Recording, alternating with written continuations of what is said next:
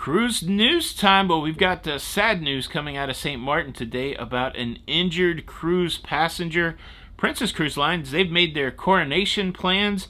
MSC not content just with the big cruise ships. They're coming straight at the luxury cruise market. And we have a Carnival cruise passenger angry at Carnival over his ability to buy drugs. Cruise news and my views. Let's talk about it.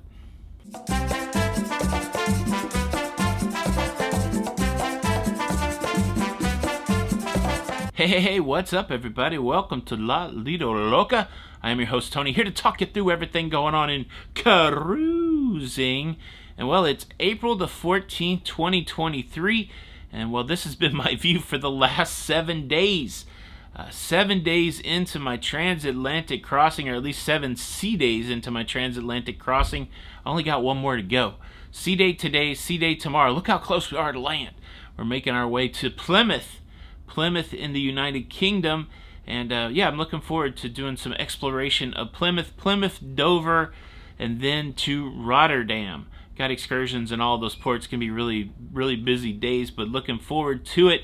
I do have a pile of cruise news for you, but before I get there, I want to share this video that was shared with me yesterday by Dustin, I believe one of the officers here on the cruise ship. I showed you the other day the memorial for the Titanic, and I mentioned that I did not see the wreath that was placed in the sea for the Titanic. Dustin was able to send me over some footage. Check this out, it's pretty cool.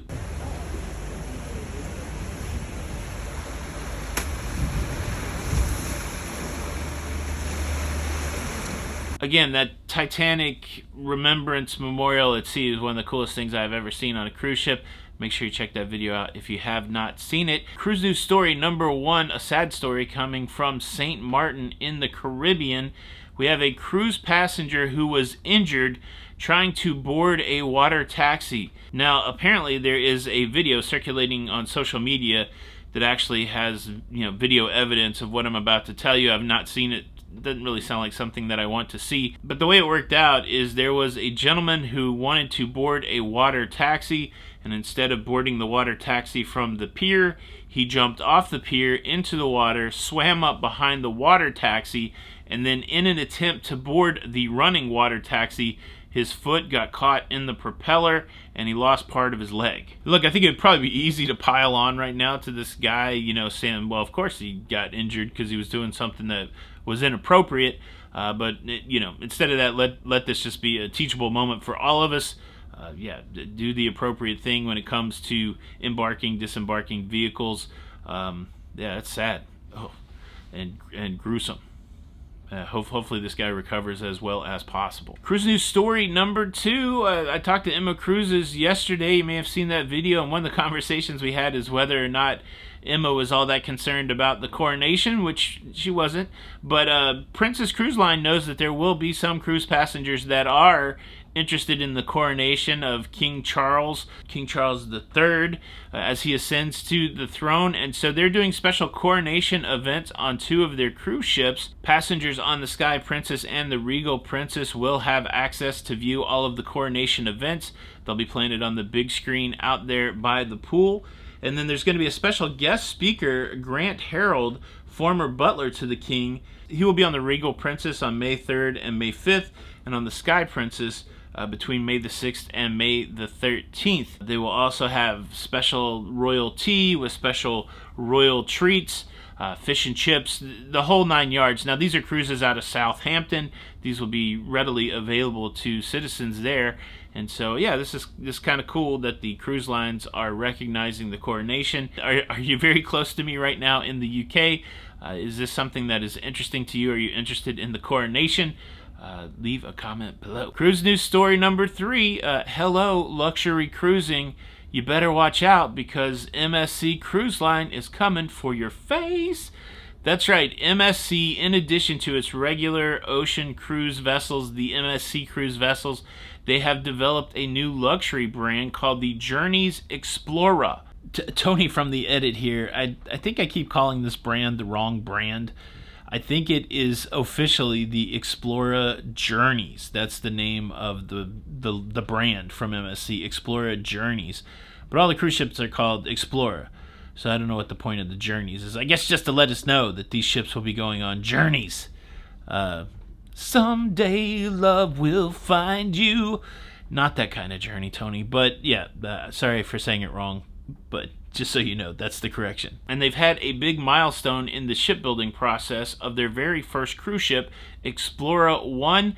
Explorer 1 has completed her sea trials, which is really one of the last big milestones in the shipbuilding process. The sea trials is to validate that the ship is seaworthy and that it is ready to move on to start hosting passengers. There's going to be a naming ceremony coming up.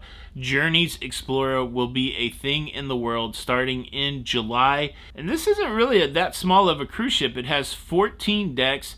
It's going to house, I think, 480 suite cabins, really big cabins, and it's going to be the lap of luxury. It's going to be all included. The naming ceremony will take place in Rome on July the 8th, and then it will kick off its very first cruise. 15 nights from Southampton, departing on July the 17th. The ship will sail to the Norwegian fjords, the Arctic Circle, and Copenhagen in Denmark. It's going to be interesting to see if MSC can disrupt in the luxury space. Of course, it's always hard to get a foothold when you are a new offering, but MSC has one big thing going for it. They're backed by a lot of money. So they're going to be able to give it the old college try, as they say. Would you try it if the price was right? Would you prioritize it over, say, like a Viking or a Seabourn or Oceana? Would you do that? Or is it too new? Or would you wait to see how it fleshed out?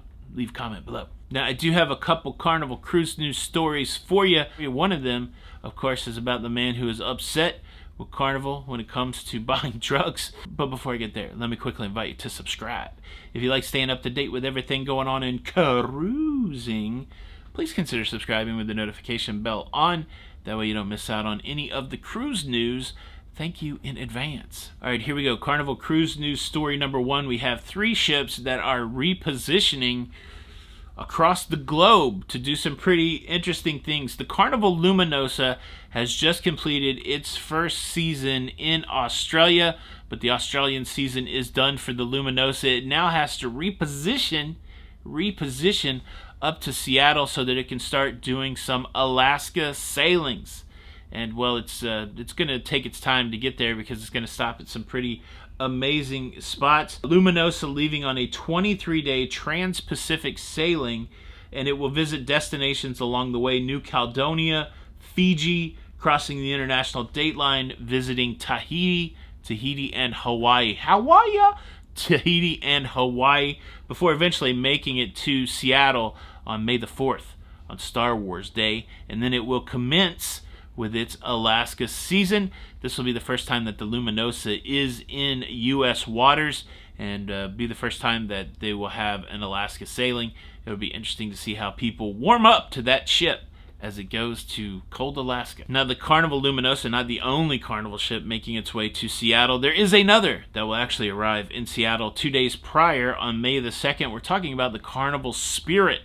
Carnival Spirit will be leaving Miami this Sunday for a 16-day voyage through the Panama Canal to get to Seattle, again arriving on May the 2nd. I'm particularly excited for the Spirit to be repositioning because that's my Alaska ship this year. We are crashing a group cruise from the Sharing at Sea YouTube channel. A bunch of our friends there, Jenny and I, my brother, the Queen of Deutschland, Heidi, will all be making our way to Seattle to do a little Alaskan cruising. So much fun there, just to cruise with Sharing at Sea and to get my brother and Heidi to see Alaska. I'm pretty stoked about that. I don't even know what day it is, but I think it's in June sometime. I don't have any cruises in May. I come back to the British Isles June the 1st, and then I believe that the Alaska cruise is at the end of June. So Carnival Spirit will be there waiting for us, which is very exciting. And then there is another Carnival cruise ship on the move.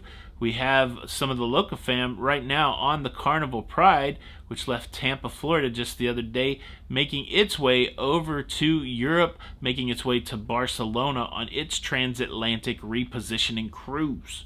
Took me a long time to realize that April was the big month if you wanted to do a transatlantic from the US to Europe, or trans-Pacific, like from Australia to Alaska. I didn't realize that April was the month I need to key in on. And I believe that the return usually happens in October. See, I still don't know when that is. Maybe somebody can help me in the comments. But yeah, if you've ever wanted to do a transatlantic originating in the U.S., just remember April is the month that you need to look for primarily. A lot of it goes on in April. But yeah, so 3 Carnival cruises repositioning to get ready for their next adventure. Are you going to be on any of those? Leave a comment below. Now, let me tell you about the gentleman upset with Carnival Cruise Line over his ability to buy drugs. This is a crazy story. This Carnival cruiser is hitting social media complaining that Carnival did not alert him that when you go to buy drugs in Mexico at a Mexican pharmacy, that you now need a doctor's order to buy those drugs. What drugs is this guy trying to buy? He says oxycodone. Can you buy oxycodone at a drugstore in Mexico? That's a pretty heavy drug that has wreaked a lot of havoc in the U.S. Hopefully you can't just go buy it willy-nilly in Mexico, but maybe you can, because this guy is upset that Carnival did not inform him that maybe the rules had changed in Mexico and that you now need a note from the doctor. Have you ever bought drugs in Mexico? Did it require anything from your doctor? Is this a new change? And should Carnival, of all people, be the one to notify you of this change? It seems a little crazy. I don't know. But people would complain about anything, especially when they're trying to buy oxycodone. Is that different than Oxycontin? I don't know. I don't know the drugs, y'all. But it seems a little ludicrous to me. Y'all gonna make me lose my mind up in here. Shout out to Luda. Before you go, let me ask you this. Have you been checking out the podcast interviews I've been doing over on the Lido Loca Presents channel? The podcasts are back. We got 5 or 6 brand new episodes there.